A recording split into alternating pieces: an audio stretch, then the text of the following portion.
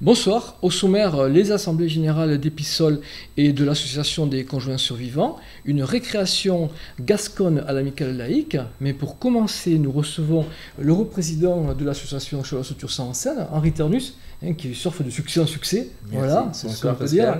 Bonsoir Henri, alors quelle est la prochaine manifestation alors? La prochaine soirée, c'est donc vendredi 13 à Sainte-Colombe. C'est une troupe, c'est les tréteaux du band de Mimizan qui viennent interpréter. Il y aura 2 pièces, pour le prix d'une, si je puis dire. Une petite pièce de un quart d'heure, 20 minutes, qui traite un sujet d'actualité c'est un peu comique, donc qui s'appelle Les 1000 secondes. Ensuite, en deuxième partie, après l'entracte d'un quart d'heure, il y a donc Bonjour l'ambiance. Là, il y a 10 comédiens. Là, c'est une pièce policière. C'est un PDG qui veut remotiver ses troupes d'une grosse société internationale. Donc, il fait appel à une psychologue, il loue un chalet pour motiver ses troupes. Et pendant le séminaire, il y a un meurtre qui se passe. Donc, il y a l'inspecteur Sherlock Poirot. On ne s'invente pas. Belle donc, référence. c'est policier, mais c'est à la fois aussi humoristique et tout. Donc, il y a pas... C'est pour tout public comme d'habitude. Mais c'est quand même un changement dans la programmation. Oui, il faut varier un peu parce que c'est vrai que depuis le début de la saison, c'est déjà la 7e représentation et ça a toujours été plutôt des pièces un peu plus vaudeville, boulevard, le mari, l'amant, la maîtresse. Il faut changer un peu les styles et c'est vrai que là, il y a des pièces un peu différentes. Les 2 prochaines pièces qui arrivent sont un peu différentes de ce qu'on a vu jusqu'à présent. On a un public fidèle, donc je pense que ils vont continuer à nous suivre, voilà. Et donc la pièce est jouée par une troupe qui est de Mimizan, je crois. De Mimizan, oui, c'est les tréteaux du Born. Ils sont déjà, c'est des habitués, hein, ça fait plusieurs années qu'ils viennent sur le secteur d'Agetmo et les communes environnantes. Ils sont nombreux sur scène ou pas? Ils sont 10, eux, pour la pièce Bonjour l'ambiance.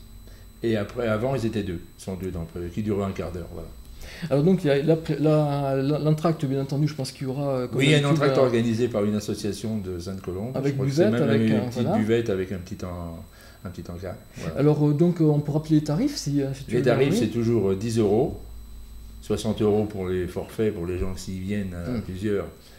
Ils peuvent avoir, pour 60 €, ils peuvent avoir 8 entrées, donc ils peuvent se grouper. Et c'est ce qu'on voit de plus en plus. On a des fidèles d'Agetmo qui suivent, qui attendent le programme suivant pour continuer à programmer leur sortie.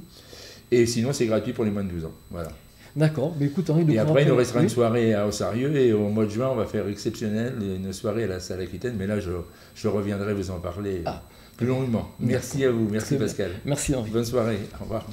Voici maintenant quelques images de l'Assemblée générale d'Épisole, l'épicerie solidaire. Marie-Claude Dariot a ouvert la séance par des remerciements aux différents partenaires qui soutiennent l'association. Je tiens à remercier tout particulièrement tous les bénévoles d'Épisole, les actifs de l'épicerie, les membres du CA et du bureau pour leur investissement. Faire fonctionner Épisole est un énorme travail d'équipe et d'organisation, donc un grand merci à tous. Cette épicerie a ouvert le 15 septembre 2016 et est ouverte le lundi et le jeudi de 14 h à 17 h. Les bénévoles et les bénéficiaires doivent adhérer aux 4 valeurs choisies par le conseil d'administration: la solidarité, le respect, la tolérance et la dignité. À ce jour, les bénévoles sont au nombre de 36 et le nombre des bénéficiaires est en constante augmentation. Tout d'abord, je me présente, Sandrine Jeunet, je fais partie de Épisole puisque je suis bénéficiaire. Et grâce à vous tous, je peux vivre normalement. Normalement dans la joie, dans la prospérité, puisque quand on va le lundi, même si je n'ai pas besoin, le lundi je vais quand même. Parce que je vais prendre un café, je vais discuter, je retrouve mes amis, je retrouve tout le monde. Et on fait une bonne partie de rigolade, souvent avec une engueulade derrière. Quand Marie-Claude est là, d'autres... En ce qui concerne les activités, Épisole a adhéré à l'association RANA et propose différents ateliers, cuisine, une fois par mois, activités sportives, coiffure, qui se déroulent dans les locaux de l'amicale laïque. Claudine Arègle a fait le rapport financier qui fait apparaître un excédent qui sera utilisé pour des achats supplémentaires. Alors, dans les projets à venir, nous allons effectuer une collecte les 8 et 9 juin prochains. Donc, nous aurons besoin de bénévoles pour assurer la collecte des produits la dans présence à magasin. magasin. Après, je ne sais pas comment on va s'organiser, mais sûrement qu'on aura besoin de gens pour... Il y a des gens qui n'aiment pas être devant les magasins, mais à l'épicerie pour peser, pour étiqueter, pour ranger, stocker et... Peut-être de local pour stocker. Oui, et apparemment Gérard peut-être de stocker, mais on est ouvert à toute proposition. Peut-être à l'amicale laïque. Non, on fait l'impasse sur l'amicale laïque. Pascal Requena, adjointe au maire et conseillère régionale, a remercié pour le travail effectué. Donc, mesdames les présidentes et mesdames du bureau, je vois que nous avons un bureau très féminin, une fois n'est pas coutume. Ça va être belle, salut. Non, moi simplement pour vous remercier de votre invitation d'abord, et puis pour surtout saluer votre action.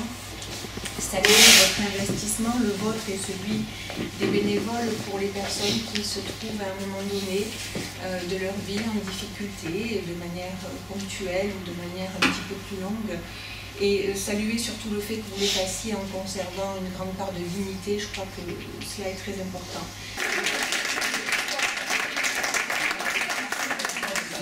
L'association départementale des conjoints survivants a tenu son assemblée dimanche 8 avril à la salle Aquitaine. Alors à Jetmo, c'est quand même spécifique parce que c'est une des sections qui a débuté dans les Landes, une des premières sections il y a une quarantaine d'années où il y avait Madame Dabadi et Madame Lulune Sabi, et je suis très émue aujourd'hui parce que c'est elle, moi je suis là depuis 20 ans, et c'est elle qui m'a accompagnée dans ces moments difficiles qu'est le deuil, la perte du conjoint.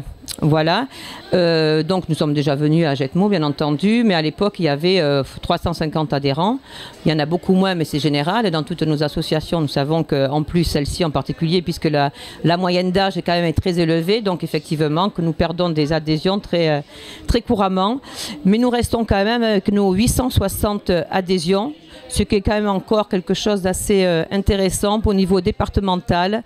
Le conseil général, l'UDAF, les associations familiales sont souvent très étonnés de voir encore qu'il y ait des personnes qui viennent adhérer à notre... Comme quoi elles y se trouvent bien, elles y trouvent un réconfort. Nous avons mis en place un groupe de parole il y a une dizaine d'années, et ça c'est intéressant. Et ce groupe de parole qui était réservé en priorité aux jeunes veuves avec les enfants, maintenant s'élargit aux veuves récentes, donc même les plus anciennes. Et dans mon rapport moral de cette année, je dis que je vais être bientôt à la retraite. On est un peu plus disponibles les unes et les autres, et on va faire des groupes de parole dans toutes les sections, comme à Jetmo, et nous avons quand même 13 sections dans le département, hein, qui regroupe tout le département, et on va mettre en place ce groupe de parole parce qu'on se rend compte que la parole c'est quand même très important dans ces moments de deuil, et même 20 ans après il y a des personnes qui ont encore des souffrances à faire ressortir, voilà. Et donc je pense que de pouvoir échanger, s'écouter les unes et les autres, c'est quand même un gros avantage. Donc on va miser là-dessus. Si au côté administratif on a beaucoup moins qu'avant, où maintenant il y a les assistantes sociales, les mairies, qui s'occupent de tout ce qui peut être paperasse administratif, donc là on a moins d'impact si vous voulez par rapport à avant. Mais il y a encore des personnes, ce que je dis tout d'ailleurs aussi dans mon rapport moral, c'est que maintenant avec cette nouvelle technique de plateforme téléphonique, d'internet, et les personnes plus âgées, elles ont quand même beaucoup du mal. On a encore un rôle à jouer pour les aider, les accompagner dans ces diverses démarches à faire. Voilà. Et alors on a quelques hommes, ils sont plus réticents, c'est plus difficile, je pense que et puis quand ils arrivent et qu'ils voient toutes ces femmes, mais ceux qui sont là, je vous assure qu'ils sont très contents d'être là, et ils ont retrouvé un réconfort, et là où je trouve que c'est quand même intéressant, c'est qu'on a plusieurs personnes qui sont venues par l'intermédiaire de leur psychologue. Donc pour vous dire l'impact de l'association, les gens sont venus à nous dire c'est ma psy qui m'a dit que qu'en fin de compte c'était intéressant. Voilà, donc je pense que les gens y trouvent quand même du secours et de la bienveillance. C'est ce qu'on essaye de mettre en place pour ces personnes hein, de la compassion. Voilà. La mort reste un sujet tabou, et même encore en 2018, c'est un sujet tabou. On n'en parle pas. On fait partie des familles monoparentales. On a assisté à une rencontre des familles monoparentales, mais il y avait eu un petit film, qui est une association qui est de Pau, qui a tourné un film sur les familles monoparentales. Alors c'était très intéressant, les célibataires, les divorcés, les pacsés séparés, et pas un mot sur les veuves et les veufs. Vous voyez comme quoi, même encore, c'est tabou, c'est tabou. Et voilà. Mardi après-midi, une récréation gasconne était offerte à des enfants à l'amicale laïque avec des jeux, des contes, des danses et des chants. Ils ont participé à la fabrication de beurre qu'ils ont dégusté lors du goûter offert à la fin de la manifestation.